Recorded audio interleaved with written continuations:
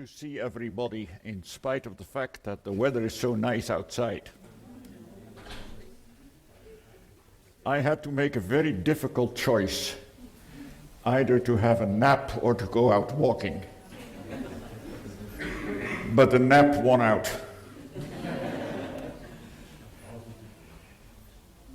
Let me see whether I can get this going again. Adventism and diversity. How much diversity can we tolerate? That is the topic for this first lecture. The church, the SDA Church, Adventism, is ever more diverse. We have developed from a white rural community to a mixed cosmopolitan church. We have developed from a church that originated on the frontier in the United States in the mid-19th century to a worldwide denomination. And in many countries, the church has developed from a monocultural church to a multicultural church. And also, and I don't know to what extent that is the case in Switzerland, but in many countries in Europe, we have developed also from a church of predominantly lower social classes to a wide spread of social strata. So the church has become different and diverse. David Newman, who functioned as the chief editor of the journal Ministry, that is the journal for Adventist pastors around the world.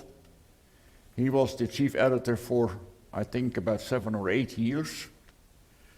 And he wrote a very interesting article in 1994 saying that the fact that there is just one church, that's a fiction, that is a myth. He says there are at least 4 different kind of movements within the Adventist movement. We have, yes, mainstream Adventism, well, whatever that is, but that's how he calls it. He says we have evangelical Adventism, progressive Adventism, and historic Adventism. And in particular, historic Adventism has been quite a strong movement from around that time and even until today. The idea that the solution for all the problems in the church is to go backwards, to go to the past, go to the early years of the Adventist church, go to the pioneers, what they did, what they believed, copy that, put that in today's Adventism, and we'll be all right. Well, I have the opinion that that would not work quite as well as some of the people think it would. Now, some years ago I found a website, and it was not clear, and it still is not clear to me who was behind that website, but it appeared that the one who put up that website, either he or she, was actually quite knowledgeable about Adventism. And this person said, well, contemporary Adventism actually has 8 different phases. And the list was liberals, progressive, supporters of the moral influence theory, evangelicals, moderates, conservatives or traditionalists, ultra-conservatives, and extreme ultra-conservatives. Well, I don't know how many of these groups are represented here. I trust there are not too many extreme ultra-conservatives. And it was interesting to see what names this person put to, there were about 4 or 5 different names to each of these classifications. I was surprised to find my name behind the progressives. Well, it was good it was not among the liberals, because there were some people cited there that I really didn't want to have to do with too much. Anyway, I don't know whether this is helpful, because where do you put a person? And when I looked at myself, I thought, well, from the descriptions that were given, I could also fit in with the evangelicals, with the moderates, maybe. Certainly not with the moral influence theory supporters and the more traditionalists, but could fit into different categories. It is difficult to classify Seventh-day Adventists, but it's clear there is a widespread of different modalities. We believe as Adventists in the Adventist message. I think most of you will be aware of the fact that the 28 fundamental beliefs that we currently have as the basis for Adventist theology, that these fundamental beliefs did not just drop down from heaven. It started in 1863 with a short statement made by James White. And he mentioned that from time to time letters had come to the publishing office asking, what do you people actually believe? And so he said, it's necessary, it's useful to make a little list of the main tenets of the Adventist faith. That was published in our journal at that time.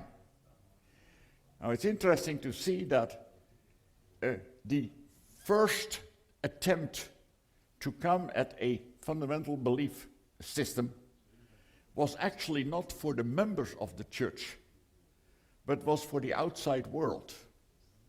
What do you believe? Well, this is what we believe, please. Gradually, that changed. What we put on paper as fundamental beliefs was no longer for the outside world, no longer some kind of public relations effort, but was for ourselves. And more defining not what we actually do believe, but what we should believe. And so, gradually, a fundamental belief of a fundamental belief has developed.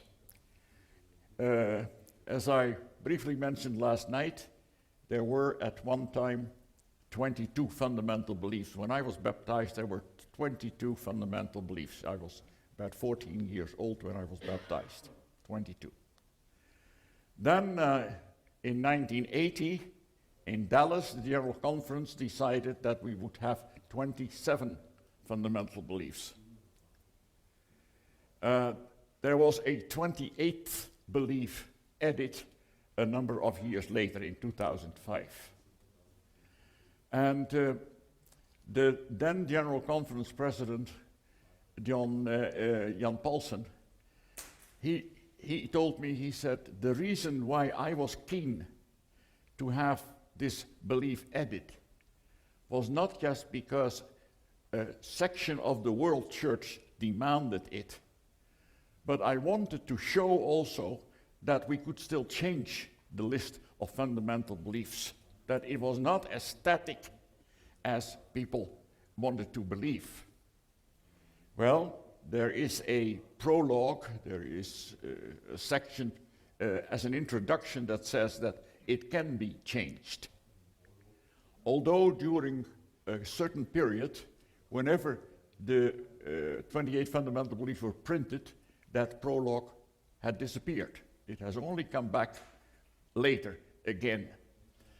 And of course, we had the latest revision of a few of the fundamental beliefs as recently as 2015. And that revision was mainly to tighten up a few of the fundamental beliefs, notably number 6 about the creation, making sure that there is no loophole that would allow for some kind of theistic evolution or for a long period of time.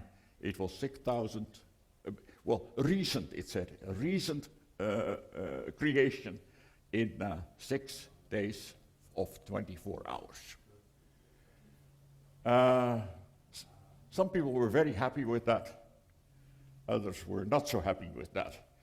And there is still talk about maybe we should have a few more fundamental beliefs added. Some people feel we have plenty, and some people feel that maybe we should have a few less. I personally feel that it's very difficult to say that 28 things can all be fundamental. How fundamental are they? They're all fundamental. But anyway, we will see what the future holds. There are, even though we have this document and a strong organization, there are market areas of diversity, and I want to spend a little bit of time on that. Diversity locally and beyond the local level. I have 6 areas of marked diversity that I want to list. There is in worship a great diversity. Music, the length of service. Now, in some parts of our church, people are looking at their watch, and if the pastor goes beyond 30 minutes, the audience gets restless. There are also churches, and many churches, that consist of mainly of people who have come from elsewhere, where you have no idea when the church service will begin, and you have certainly no idea when it will end. And so there is great diversity. Variations in Sabbath school format. Yes, we have the same quarterly, but it's surprising how in many places around the world all kinds of experiments are going, and in many places the adult quarterly isn't actually used very much. Choice of Bible translations. You probably also in Switzerland have the old Bible translations that stem from the 17th century or the 16th century, and you have modern Bible translations. And some people feel that the King James Version in English is the only version that is trustworthy, and they can compromise a little bit and accept the New King James Version, but certainly not all these other versions. And one of the people who have been very adamant that we should stay with the King James Version is somebody called Walter Veit. You heard about him? And he actually knows nothing about that topic. He may know something about other topics, but not about that topic. But he insists it should be the King James. And there are people in the Dutch church who think that the version that was developed by the State General, the government in the 16th century, that is the only version that can be trusted. There are other people who feel that it's very useful that we have versions in today's modern language, in particular also for younger people. Anyway, there's great diversity in the involvement of women. Some local churches practically run because there are women, and they support the church and work in the church. There are still churches where women cannot come on the platform, and that also happens in churches in the Western world. Marked areas, involvement of young people in the worship service, and the involvement of non-members.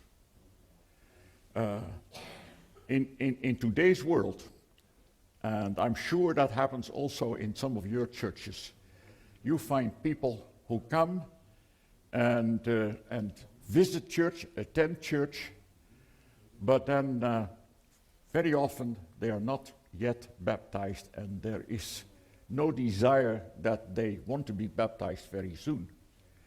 And some of these people are willing to have certain tasks in the church. And what do? Well, according to the church manual, they cannot even sing in the choir.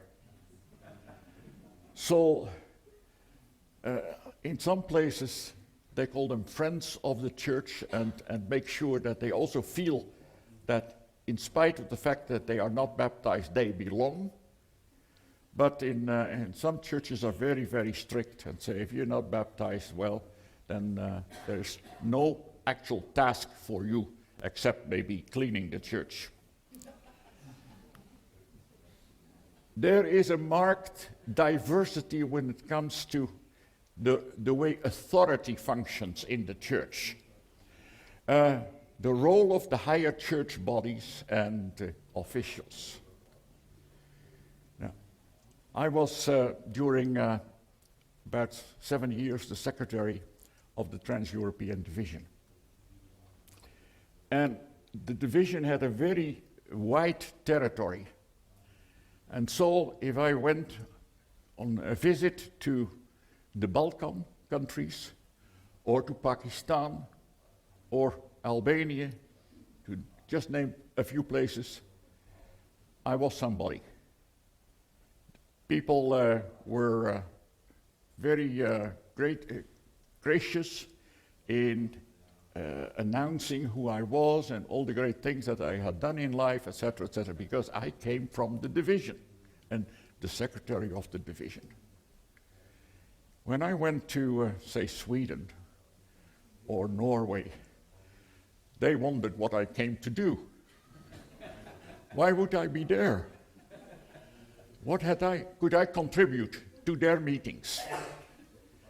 And authority functions very, very different.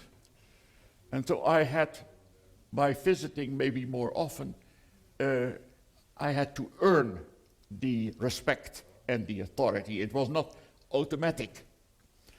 And that is true also for pastors and elders in the churches that have, in the Western world, also many immigrants.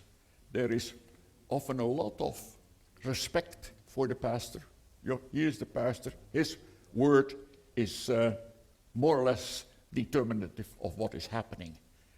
But in most of the churches where there are predominantly people that look somewhat like I do, in most of those churches, you have to earn, if you're a pastor there, you have to earn the respect. Yes, you will get it, but you must make sure that you are the kind of pastor to which they can give the authority and the respect. Third manual, some parts of the world, it's almost on the level of the Bible. In some churches in the Western world, if you ask people, do you have a church manual? They would ask, what is that? Church discipline. If you have people who are not married and living together, what do?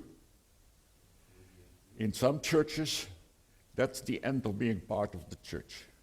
You're disfellowshipped. You live in sin. Well, if in some countries you had to disfellowship all the people who were living in sin, then your church would be severely decimated.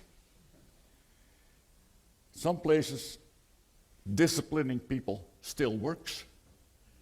The purpose is actually not to punish, but to try to remedy something that has gone wrong. And in some areas, church discipline doesn't work that way any longer. It puts people at distance. They say, well, if you don't like it, what I do, then gloria and hallelujah, I'm disappearing. There is a shift from the north to the south. As I mentioned last night, now 6% of Adventists live in North America, and the rest lives in 210 different countries. There is a marked relationship, diversity also when it comes to the relationship of the wider community. Some Adventist churches try to be integrated in the place where they are situated to do something meaningful for the community. They're also willing to have contact with other denominations, other churches, whereas in other parts of the world or even of the country, there is a totally different attitude.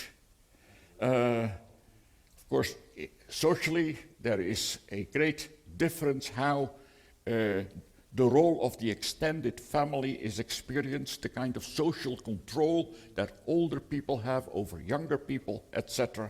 It depends very much on the culture and the place of the church in the totality of our lives. Now, if I asked my mother and said, "What are you?" her answer would be, "I'm a Seventh-day Adventist." If you ask me, "What are you?"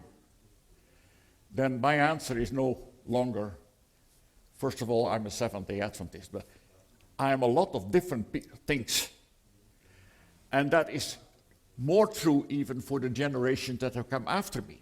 We are not just Seventh-day Adventists, but the role that the church plays in our lives depends very much on culture and tradition, and there's a wide diversity when it comes to that. Areas of market diversity number 4, with regard to lifestyle issues. Recreation. What can you do as a Seventh-day Adventist? Can you play, if you have a camp, a youth camp, can you play football on Sabbath? In some places you can.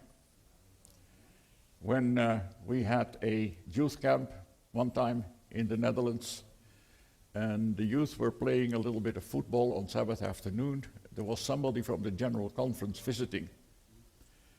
And he asked me, "Do you allow this, that they play football on Sabbath afternoon?" He said, "Is there no difference?" And so I said, "Yeah, there surely is a difference. You know, on Sabbath, we don't keep the score." But what you can do, somebody wrote a book on what Adventists can do and what they cannot do on Sabbath. She investigated that in 66 different countries. If you make a list of all the things you cannot do, and you wanted to keep that list as a guide, there's nothing you can do. You can only stay in bed on Sabbath, and even that is not permitted. And if you have a list of all the things that you can do somewhere in the world, then, and you go by that, there's almost anything will go. There is so much diversity. The area of jewelry, what you can wear as ladies, but also men, it's a big issue in the church in many different countries, different cultures, and it leads to very major controversies. Issue of vegetarianism, that is not that much of a struggle anymore. It's much more accepted that you are either a vegetarian or a vegan in most parts of the world. But there was a time when, of course, some people were vegetarian, and those who were not, they looked at the vegetarians as funny people. And I know in my youth, in church gatherings, when we would have meals, and who is vegetarian, who is normal. That was the distinction. So, the use of alcohol, in some places, increasingly, some wine is okay. In some places, some beer is okay. And certainly when it comes to coffee and tea, it's a major problem for some people that there would be coffee anywhere in the Adventist church. And certainly also in certain parts of the world, that is a distinct no-no whereas in some places that has become the norm, that after church service you have a period where you can talk together with a cup of coffee.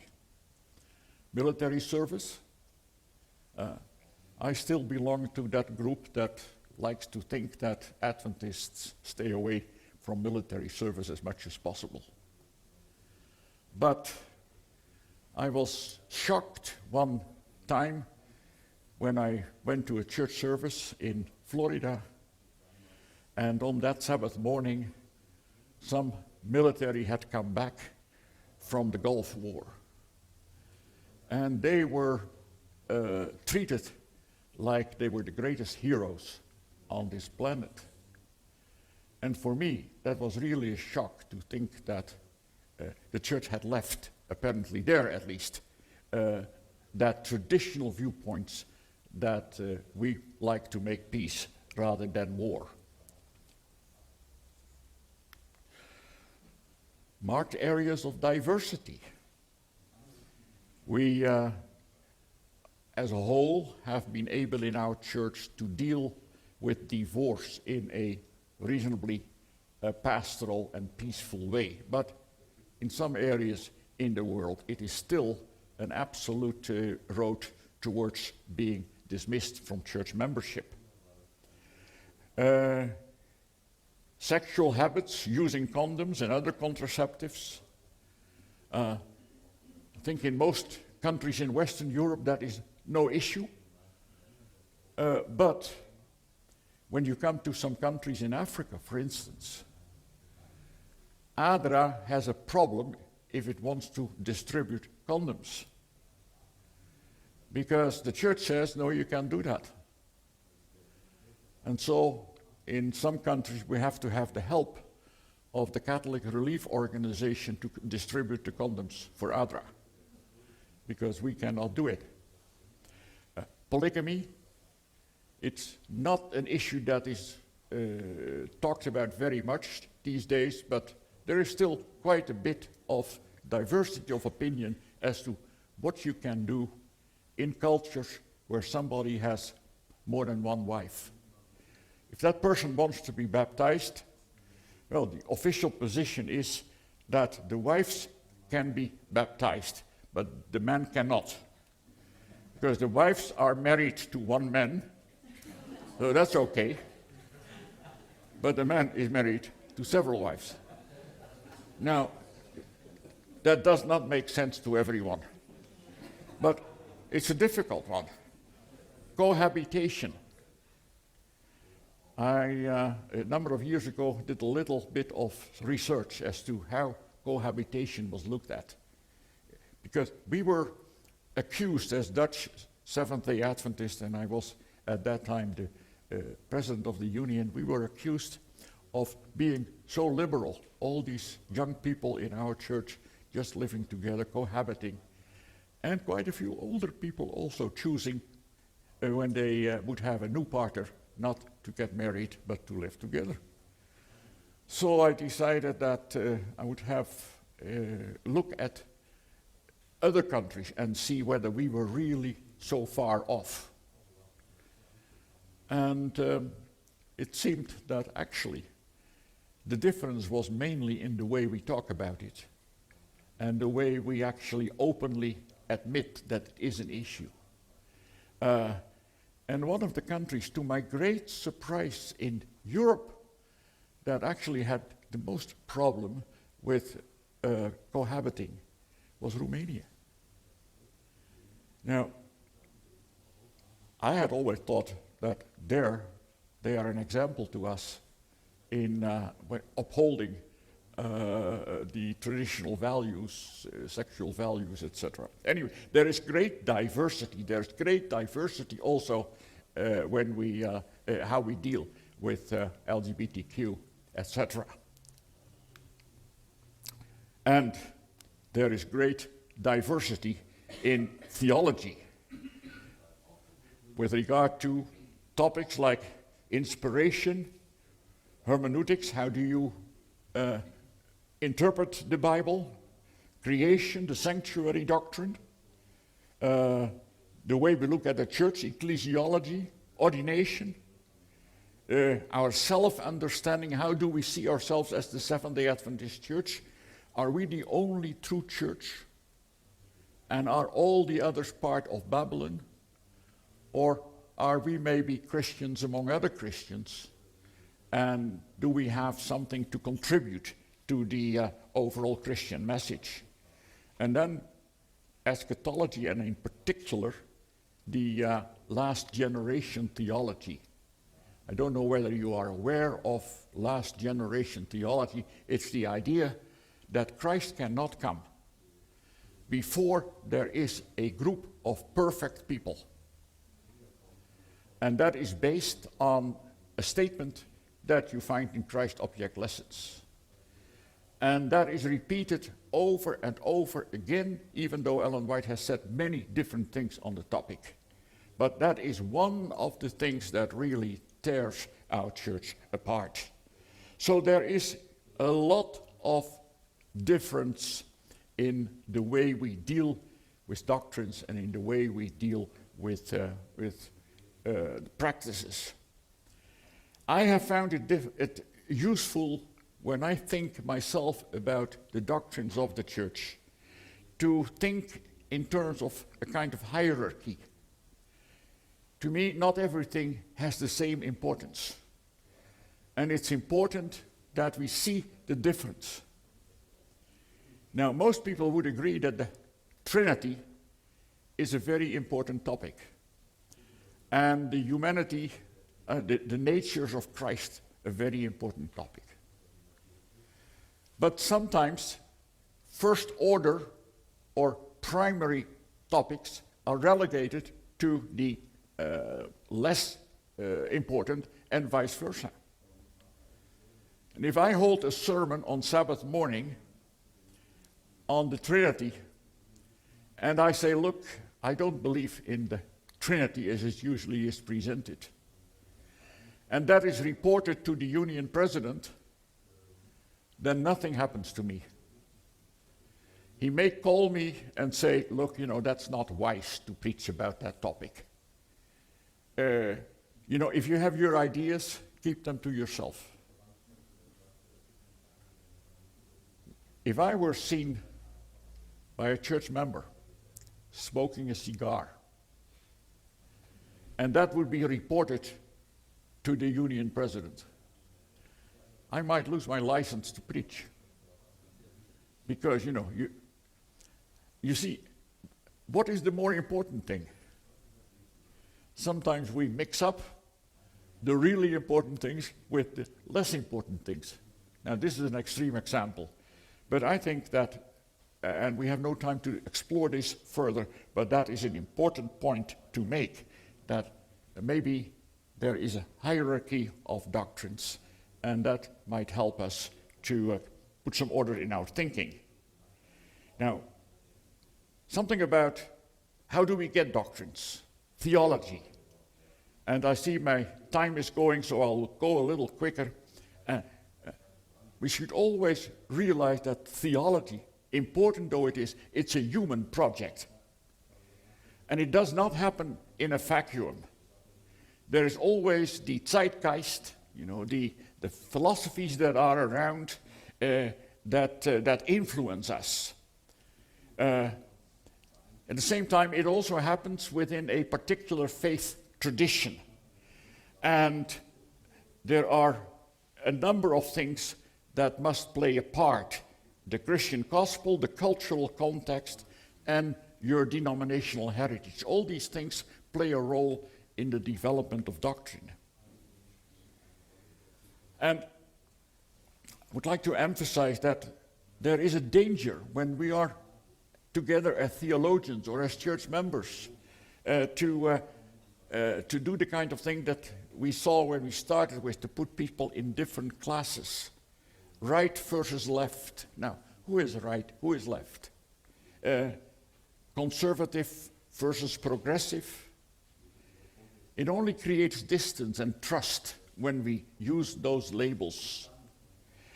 You may be very conservative in your doctrines, in your theology, but quite liberal in your actual lifestyle, and vice versa. So the labels may not actually be very fitting anyway. More and more, unfortunately, we see that theology in our church is more or less decided, and more rather than less, by the church's administrators. And they select a number of theologians that they trust, that they feel are on the right track, and they help them preparing key documents, etc. And that is a very unfortunate situation, and that is happening quite a bit at the moment in the Seventh-day Adventist Church. Now, administrators have an important responsibility. They must make sure that theologians can do their work. There needs to be a responsible amount of academic freedom. There must first of all be trust rather than distrust. And the same theologians, they have a responsibility towards the church. Not to undermine the church, but to help the church, serve the church. Unfortunately, that kind of cooperation is often not present at the moment. Do doctrines change over time? And if so, how much? In the past, we see that we had doctrinal change. We came from a system of systematic benevolence to tithing. We had changes in the way we looked at the Trinity, the natures of Christ, the personhood of the Holy Spirit. Righteousness by faith was a big issue, prophetic interpretations. There have been changes in all these areas. So when people say we don't want to change, we cannot change, then look at history. We have always been adjusting and changing. And currently, there are some topics that are very much discussed. The heavenly sanctuary. When did Christ begin his work in the heavenly sanctuary? When he ascended to heaven, or in 1844? And how do we get to 1844 anyway? And the investigative judgment. There's a lot of discussion going on, and it's a discussion that should take place. The inspiration of Ellen White, yes, she was an important person. But how did that inspiration take place? And when you look at some of the recent publications about that, you think, well, is about time that the church helps us to come to a better, more balanced understanding of who she was and what she did. Well, LGBTQ and, of course, the doctrine of creation. There are lots of things that are there that are being discussed, and there should be the freedom to discuss that.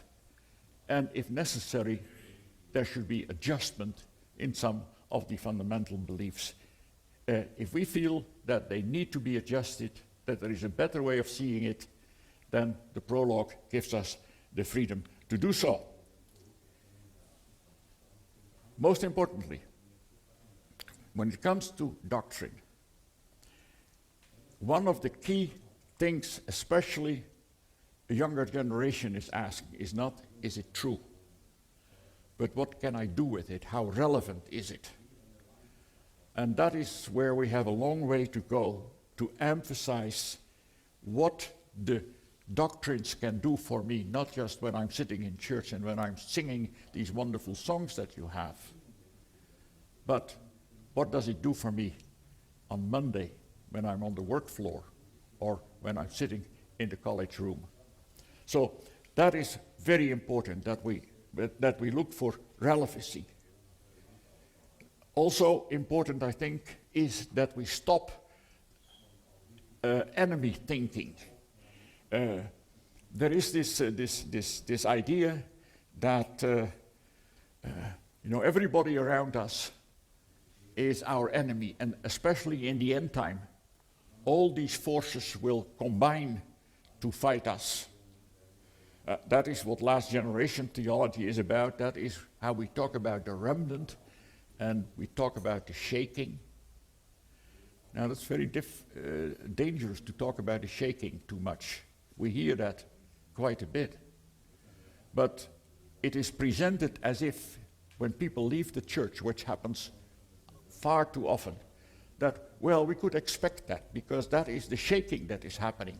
Those people that really didn't belong here are now shaken out. So it's a sign of the soon coming of Christ. That is, well, that's a very regrettable way of talking about how many people leave the church because they don't see a future for them in the church. With all our diversity, we still have a lot in common. And I've listed here a couple of things. Even though we think differently about many things, all Seventh-day Adventists, left, right, and center, have a high view of the Bible. The Bible is important to them. Christ is important to them. They know about sin and atonement and forgiveness, the Sabbath, the second coming, the nature of man, believers' baptism, stewardship, all these things. We have so much in common that we should have a good basis to be able to live and work and worship together. Now, and where's Max? I'm winding up because who is a real Adventist? Some people will sometimes tell you, if you are somewhat doubtful about a certain point, but you are not a good Adventist. You're not a real Adventist. What is a real Adventist? Fritz Guy, who was a foremost theologian at La Sierra, that was at least the later part of his life where he taught theology. He said, for me, and he put that in 7 points, a real Adventist is someone who is open to present truth, who is looking for truth and the connection with today, with what happens in this world today, where we are today, present truth. That was the term used in the early beginning, connecting truth with the world around them. That is what Adventism is, open to present truth. A real Adventist has God's universal love at the center of her thinking, understands the meaning of the Sabbath for our time, lives in hopeful expectation of Christ's return, supports the multidimensional human well-being, chooses Adventism as her spiritual home, and accepts Adventism as the past of Adventism as part of her identity. For Fritz Guy, those people who have these ideas, they are real Adventists. They may have a little bit different thinking about the investigative judgment or 1844, but these are the people who are real Adventists, he says. Now, finally, what about the future? Well, some people want to bring the past back. That's impossible. The past cannot, will not come back. Whatever we say, diversity is there to stay. It may increase. We have to be careful because there's always the danger that we will actually, polarization will go so far that it will lead to splits. Same time, our leaders should remember that history proves that uniformity cannot be enforced. Let's emphasize our points of agreement, also admit where some things have gone wrong, and where maybe we ought to look again at certain points in our teachings. We must foster an open dialogue at different levels, and also make sure that that gets reflected in the church's media. What is crucial is that we continue, in spite of everything else, to love one another and to respect one another. Trust in God. That is, in the end, what it boils down to. The Seventh-day Adventist Church is not your church. It's not my church. The church is God's church. Now, is God's church the same as the SDA church? that the same? I would think that the idea is that our church is part of God's church, is a valuable part of God's church, and that we have an important, specific message. But when we look at the future, we don't know what the future holds. How the church will develop, how maybe God's church will have different forms in the future. But in the end, God can take care of himself and of his church. So, we stay faithful, do our best. Yes, we can worry about the diversity in the church, but we should not let it worry us too much, but try to stay together, emphasize what unites us, and then also maybe change the things that we feel should be changed. It's God's church. He can take care of himself. Thank you.